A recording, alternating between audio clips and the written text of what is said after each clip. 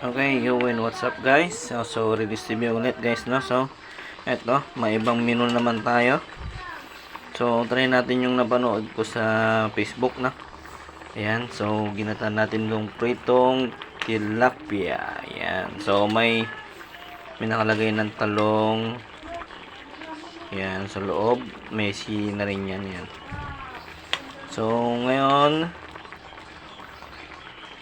lagay muna natin yan dyan. Lagyan naman natin tong another malunggay daw. Ayan, try natin yung nasa Facebook kung masarap talaga.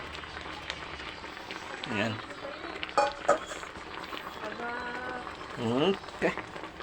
So, ito medyo luto na to. On the way na. So, ginataang tilapia. So, parang Bicol Express to guys kasi mayroon siyang sili. So, yun na, Miss TV. Man tayo!